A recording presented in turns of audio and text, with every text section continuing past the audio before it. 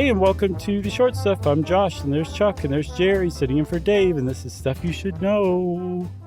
That's right. We're beginning our spookiest month of October. Yes, and I'm psyched. I am too. We love our Halloween-y content, and we're going to talk to you a little bit today about a kind of one of those just fun urban legend stories that seems to be geographically specific in that it's around, maybe Texas, New Mexico, border towns mainly, of the Lechuza, the Owl Witch. Yeah, but I think that's where its origin was along the border of Texas and Mexico. But I saw also it spread, Chuck, to places like Argentina and Cuba. They have their own versions. But Lechuza is I think somewhere around a 7-foot owl with the face of a woman, a 15-foot wingspan, and a bad attitude. Yeah, and this is one of those things where, because it's lore and legend, it's going to differ from place to place depending on who's telling the story. By the way, we should thank How Stuff Works and All That's Interesting, Austin Harvey from there.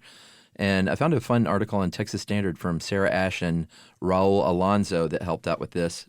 But this is one of those sort of legends where, and there's a lot of different versions. We're going to go over a few of those. One is that Lechuza will make sounds like a baby is crying, hoping that someone will go try and find this baby and all of a sudden be snatchable by the talons, and they would be snatched up and returned to the owl's nest, ostensibly.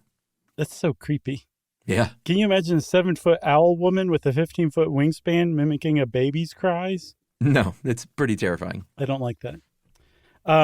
Also, some of the other stuff that's said about her is that if you see her near your house, it means she's portending that something bad is about to happen to somebody in your house. Maybe a piece of furniture in your house. I don't know. Yeah. I think sometimes if you dream about Lechuza, a family member will die soon. And it seems like most of the tellings, it is a woman who was once an owl woman who was once a human woman, and something bad happened to her, some act of cruelty, usually something by a bad man, happened, or maybe happened to her child, and it turned her into a vengeful beast. Sometimes Lechuza is more of a witch's familiar, like a Dracula's or a vampire's familiar. And I think in that case, as a witch's familiar, they would abduct kids for the witch. Right. She's also been accused of being an emissary of Satan himself. Satan? That's right. Sorry. And one of the things you said is that she's often described as being vengeful because of something that happened in her past or to her kid. Usually that's chalked up to either her child was killed for a crime they didn't commit, and so now she's stealing other people's kids in return, or that her child was killed by a drunk man. Yeah. And that's actually one group that she seems to target in modern tellings are drunk dudes stumbling out of bars and walking home alone at night, and then 15-foot wingspan comes out of nowhere, and the talons just sink into their head and carry them off by their scalp. And if they're lucky, their scalp will rip off of their head and they'll fall to the ground and die on impact. And if they're unlucky, they'll be carried by their scalp all the way back to Lechuza's lair, and bad things are going to happen to them there. That's right. If you want to kill Lechuza, good luck, buddy, because apparently you cannot hurt a Lechuza with bullets. I think if you try to kill one with a gun or something like that, you're going to get killed pretty soon afterward for sure. Right. Yeah, and I guess in the Lechuza fact off, there's that whole idea that this is a owl woman, who is actually some sort of spirit or familiar or something like that, means that there is an actual person involved in this elsewhere, often a member of the community secretly preying on the rest of the community as Lechuza, and that when Lechuza is out doing her thing, that person is unconscious back home in some room until she comes back and re-inhabits their body. So either they're possessed by her or they're using her or their special ability to enact vengeance and terrorize a community. And there's actually supposedly, I looked all over for it, I couldn't find it, but there's supposedly some sort of incantation or prayer or something that a community can use that will reveal the person who is actually La Lechuza, and then ostensibly they get their scalp taken. All right, shall we come back after this? Yes. All right, we'll be right back with more on La Lechuza.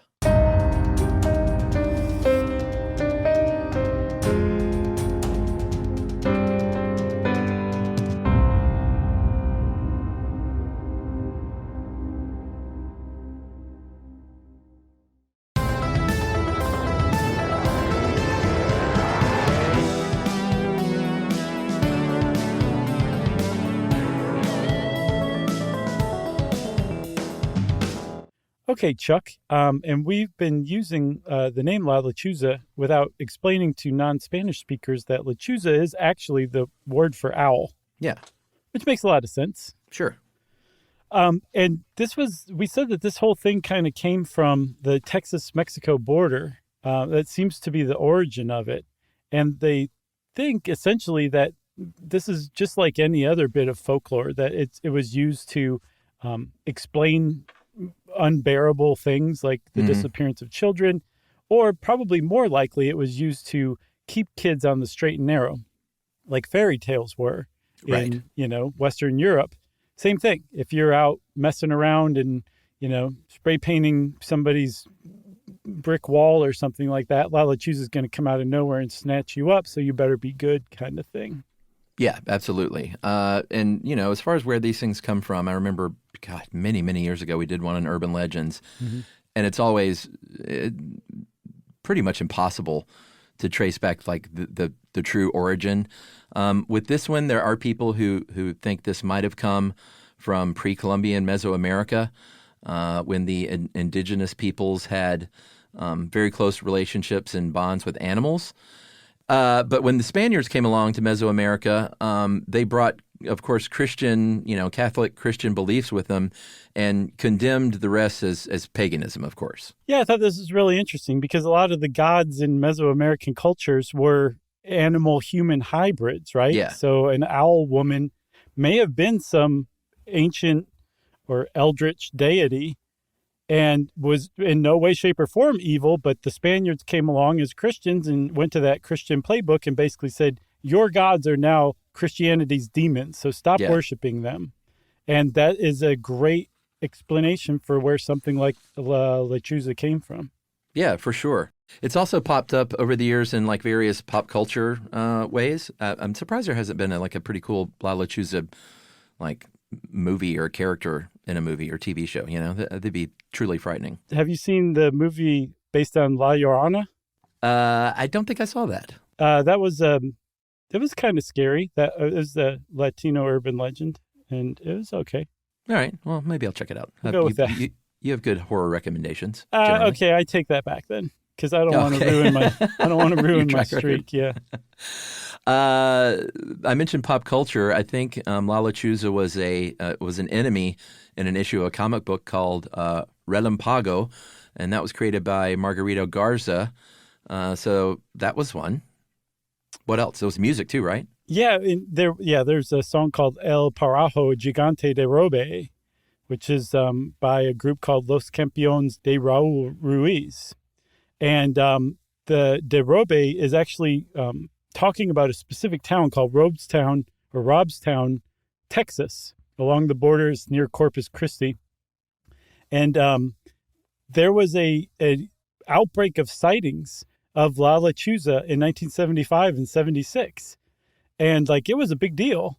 This whole town was like credible people are like, I saw La Lechuza with my own eyes. Yeah. And it turned out that there was a group of teens from town who had created a pretty convincing La Lechuza dummy, a life-size one, and was just running it around town, scaring the bejesus out of people. So that's where that inspired that song, as far as I can tell.